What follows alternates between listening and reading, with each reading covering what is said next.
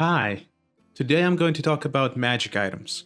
D&D magic items, we all love them. We all love collecting that sweet sweet loot at the end of the dungeon, not knowing what is to come in that treasure chest.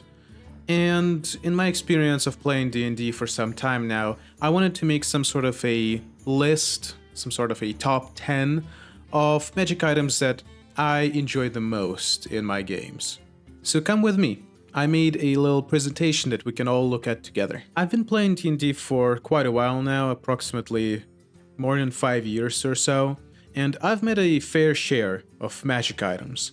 And today I wanted to look at some of them, bring some attention. Maybe you'll find some items that you've never seen before and they inspire you to write a new chapter of your adventure or anything like that.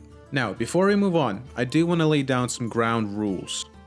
So, rule number 1. This has to be legal content made by Wizards of the Coast. So this item has to be quote-unquote official. The items can be either from the rule books or from modules, adventures, etc. And most of these items, if not all, are from the 5th or 5.5, basically from the latest editions. Rule number 2. I can't just pick an item that I saw somewhere in a podcast. This has to be an item that either I have used or I've gave out as a DM to another player, or I've seen someone else use it with my eyes. So I have to have experienced this item so I can tell what kind of story this item managed to tell. Now, I want to make it perfectly clear. These items are not going to be top 10 strongest magic items in the game, but rather items that if a DM said you find this in a treasure chest, I would go, ooh, I would be really excited about having this item. Some of these are pretty weak, some of these do nothing, but the flavor and the uniqueness and just the sheer memorability that these items allow is what really got them on this list. Let's quickly go through honorable mentions. Number 1 is the immovable rod. Everyone knows immovable rod. It is a very famous item. That's why I don't really want to talk about it that much. That's why it's in honorable mentions, because you've seen the clips, you've seen the ha-has, you've seen the YouTube shorts and the TikToks of people using this magic item. It is quite famous. However, I have used it in one of my campaigns and it has stopped and foiled some of my DM plans, so I have a very intricate relationship with this item. I feel like every time this item gets brought up in a campaign, something always goes wrong. There's always some hijinks, some shenanigans, some mischief, so I couldn't not mention it. It is one of the most famous items in D&D, and for a good reason. It is a really fun item, and the rarity, being uncommon, allows it to be at a relatively low tiers of play without breaking the game in half. Unless you bring someone who studies physics for a living to the table, then you're gonna have a bad time. Next honorable mention is the Dodecahedron of Doom. It is from Waterdeep Dungeon of the Mad Mage, and I did have it in one of my campaigns. Unfortunately, I didn't really have a chance to use it properly or to see it being used properly because we were already kind of drowning in magic items by that point, but I feel like this item encapsulates perfectly of what a magic item is supposed to be. It is rare, it has random effects, random spells, darkness, shocking grasp, etc. But I know for a fact, and I've experienced this, that every time I hear someone say, I'm gonna use my Dodecahedron of Doom, stuff is gonna get real pretty quick, no matter what happens, no matter what effect. So, fun item, not too strong, I feel like.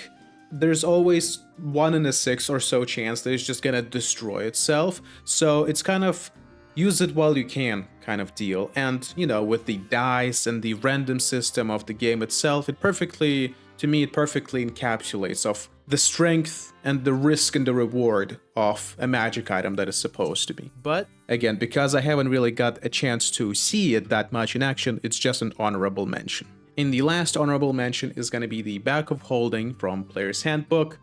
Again, a legendary item in terms of its fame, but only an uncommon in terms of its rarity. Bag of Holdings, I don't remember, was it Brennan Lee Mulligan who said it or someone who said it, that, in the fantasy world, a Bag of Holding would be like a mobile phone for us. Everyone would need to have one. It is such an essential, insane item that, to me, brings so many stories together immediately as soon as I even look at it. I have so many good and bad and funny stories associated with bags of holding that, it's almost a requirement for any adventuring party who doesn't want to struggle with encumbrance and who also would like to have a portable nuke at their hands if they get a hand on 2 of them. In fact, one of my player characters died to a bag of holding, so to me it's always going to have a special place in my heart. I've made entire adventures that are built about going inside the bag of holding and investigating it,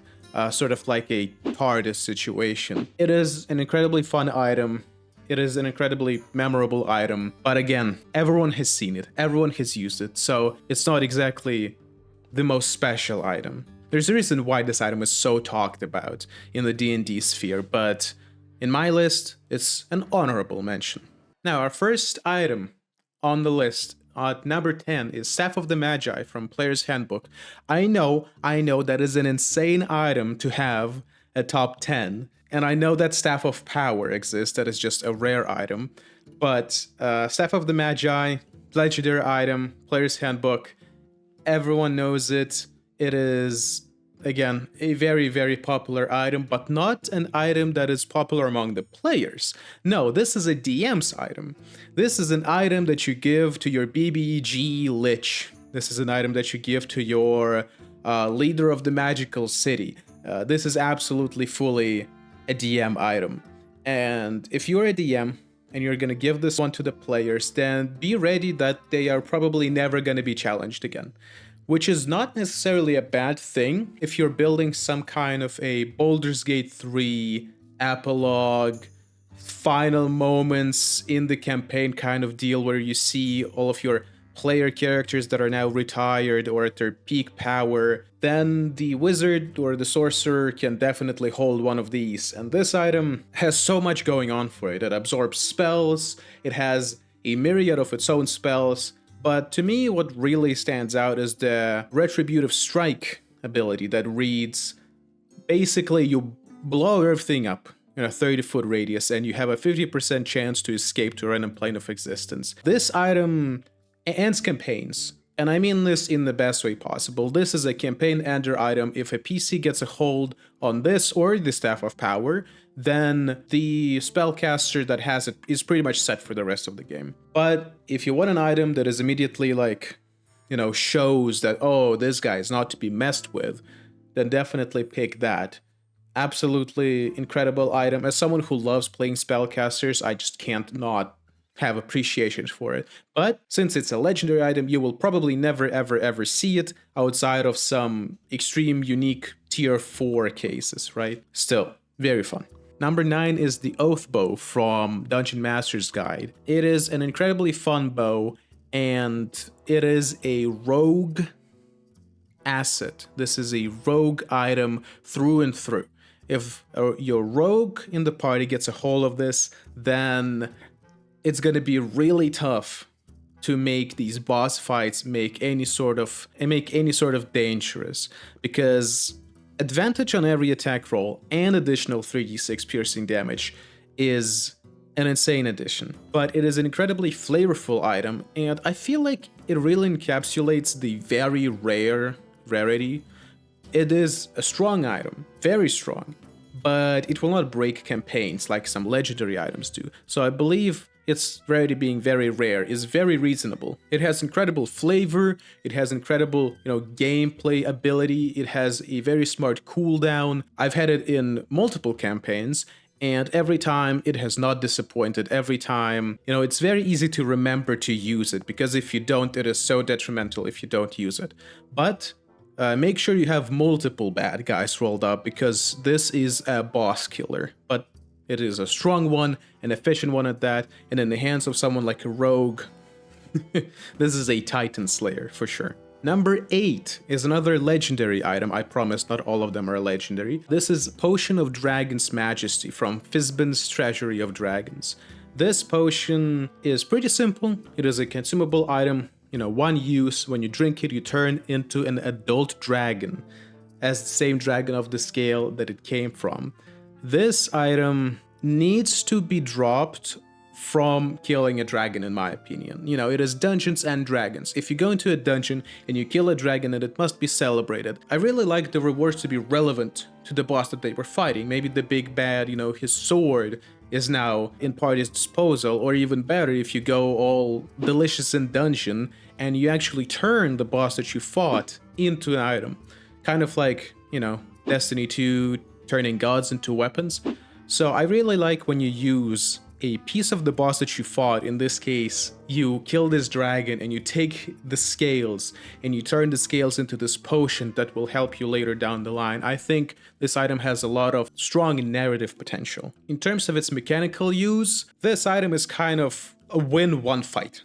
It is a button, you press it once, you win a fight. I think it is really hard to lose a fight if you have this item on you, because you get to be an adult dragon for an hour. Of course, later spellcasters get access to something like True Polymorph, which allows them to do that pretty much permanently, but still, if you want a strong item somewhere in like tier 2, tier 3, then this item is awesome if, again, you're going to be going against an adult dragon or even higher than that. Really awesome item. And the narrative potential, as I said, is absolutely insane. And my favorite part is it's a consumable, so you don't have to worry about balance, because once this item is used, that's it. So you can worry about like one combat being easy. But if a player saves it up for the final boss, then again, the cinematic potential is absolutely off the charts. I love this item. Number 7, we're going from legendary items back to common. Way down to common. This is a bottle of Boundless Coffee from Strixhaven Curriculum of Chaos. It's a fun item. It's a common item. It is a bottle of Boundless Coffee, as the name suggests. You roll a d20 on a 1. The coffee will not be boundless for some time, which is incredibly funny. And the comedic potential of this item is... I love this item. It's just a lot of coffee. Is it worse than the Cantler of Endless Water? Probably, but there's something very appealing to me about a player just going, I'm gonna drink my coffee, oh, I'm gonna roll a d20, see if I won't have my coffee, you know, detective, where's my coffee? I really need my coffee. I really need this item in every campaign, and it perfectly encapsulates to me what a common item is supposed to be. It is not anything that's gonna win you the fights. It's just a nice little flavorful thing. I hope it's as flavorful as the coffee that it dispenses. It is a really fun item, and I think there shouldn't be any reason this shouldn't be in every campaign you run ever, because everyone needs a little pick-me-up sometimes, and it's better when it's infinite.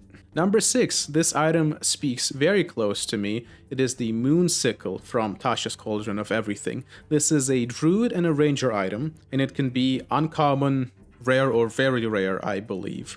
This item is the saving grace of every 2014 druid. Let's be honest, healing spells in 2014 are kind of not so good.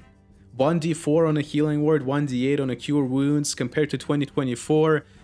Healing has kind of been moved into just a pick-me-up, pick up an unconscious teammate, and that's kind of it. But this item is insane. It buffs your druid or ranger spells, and it buffs your healing by adding an additional 1d4 to your healing every time you heal someone through a spell. This item, I'm playing a druid right now with this item, and I have to be honest with you, every time I heal, I never regret using a spell slot now. Every time, this item allows some incredible healing. This item especially goes well with something like Healing Spirit or Aura of Vitality on a druid, because it applies 1d4 to each tick of healing, each instance of healing, at least that's how we rule it. It turns healing into something that's actually worth the investment in, rather than just throw in a healing word and that's it. And it looks cool. It's a cool ass sickle. It does everything for you. It improves the healing. It improves your spells, +1, +2, +3 to all spells. It acts as your spellcasting focus. If you get this as a druid or ranger in your campaign, it probably will never leave your hands. I love this item. Number 5 is gonna be another uncommon item. This time it's Sending Stones. One of the more popular items in D&D, certainly, but to me, it's irreplaceable. These sending stones from Dungeon Master's Guide, these sending stones is kind of like a narrative ass pool, if you allow me, because, oh, how do you communicate with that person? Oh, just give them your sending stone. It's really a mobile phone of D&D, but the convenience and the fun factor and the comedic factor of being able to just cast a sending spell once a day to your teammates, tacticality, strategy and tactical maneuvers aside, just for some narrative convenience, just to be able to send a message to an NPC or a loved one from your backstory or a teammate. This item, again, I believe should be a must-have in every campaign ever. Number 4 is Bracer of Flying Daggers from Waterdeep Dragon Heist. I know that a lot of the items here are kind of either really about rogues or really about spellcasters, and not a lot of love for martials, which is, I guess, is how I DM or play.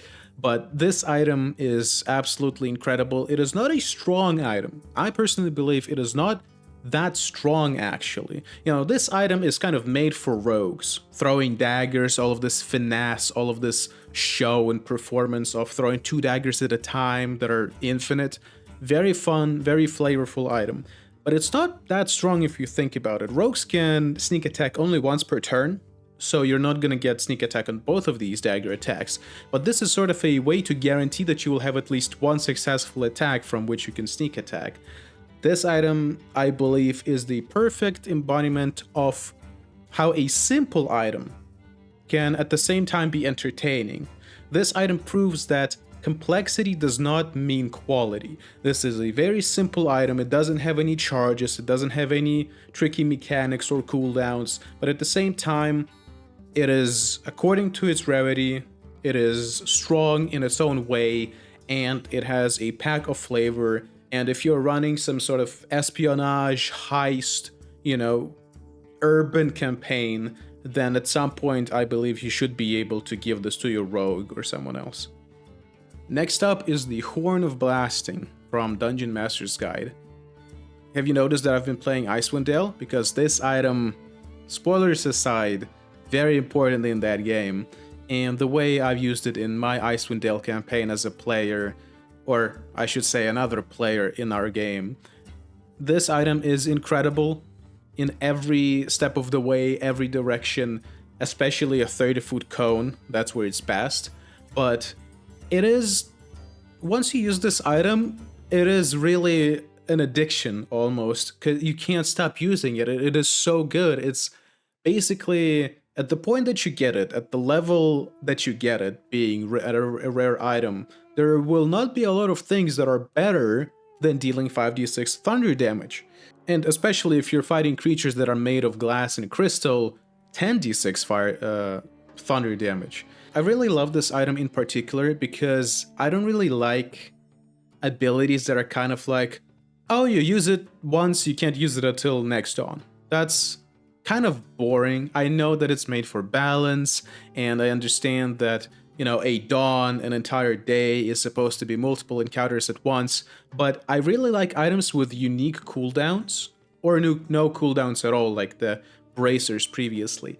But this item has an incredible cooldown price, where it has a 20% chance to just blow up in your face and deal the damage to you instead, and it destroys it. As we've seen prior with the Decahedron of Doom, this is the same kind of philosophy that I really like, where it really builds into a really nice narrative to have these powerful, strong magic items with practically no cooldown and a ton of punch, a ton of packing power, but they can blow up in your face. I think that's great, and it always builds up some hilarious moments. Moving on to number 2, this one is a mouthful. This is Misium Apparatus from Guildmaster's Guide to Ravnica. I believe Ravnica is like a Magic the Gathering thing, and this definitely reads like a Magic the Gathering card with the amount of text. This is not even all of it. There's like 5 or 4 tables of different spells, but to those that are not aware of this item, this is an uncommon item that is built for mainly spellcasters. I believe it's wizard, sorcerer, druid, or something like that. Basically only for full casters.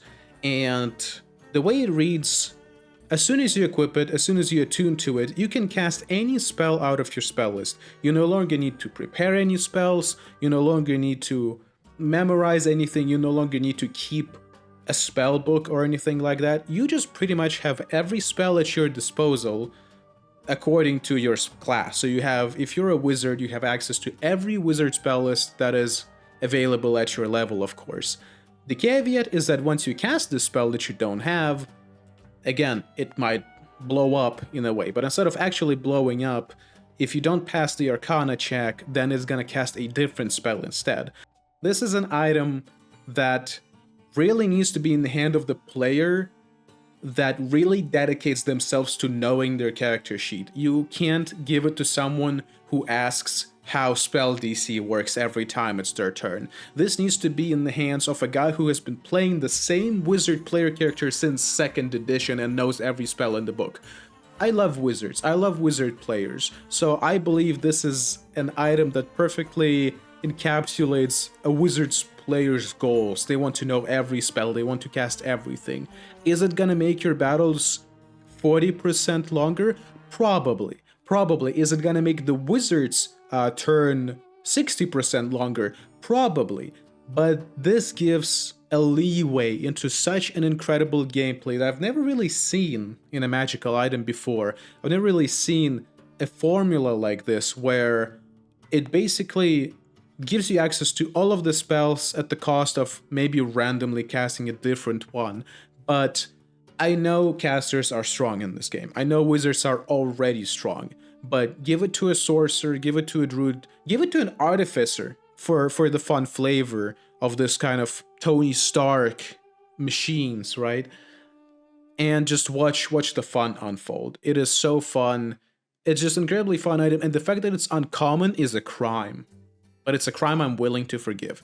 And lastly, number 1 coming up is the Gambler's Blade from Lost Laboratory of Qualish, I believe is the name of that supplement.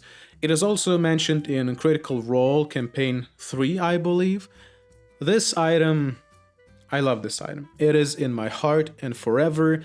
I gave this item as a DM to another player, and the things they did with it will probably stick with me until the end of days. It is a very, very simple item at base.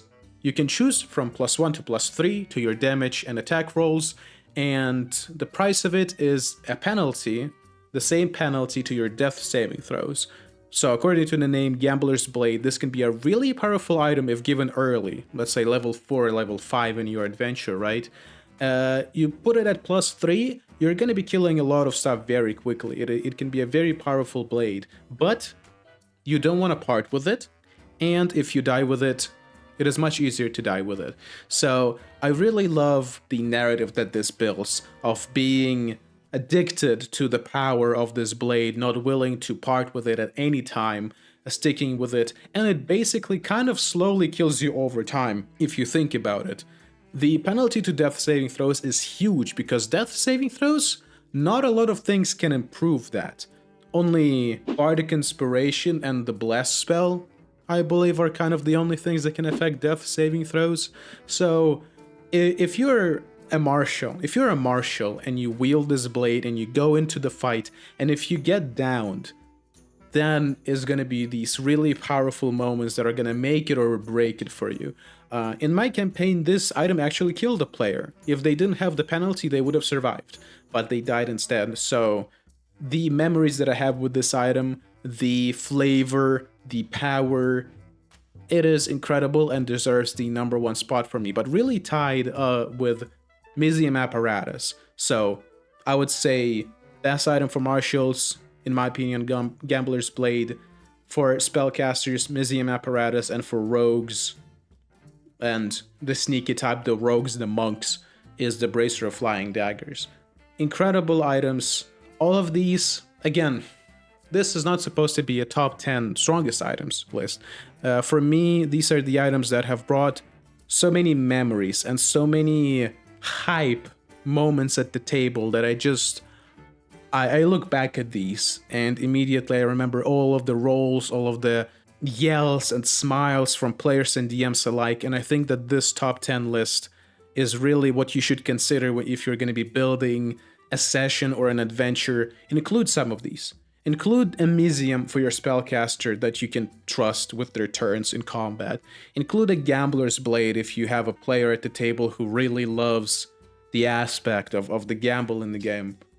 These are all incredible items, and I might make another list with the items that I like that are not official. This is purely Wizards of the Coast content, but it's going to be more of like my favorite homebrew items or my favorite items from Griffin's Saddle Book. That might be a part 2.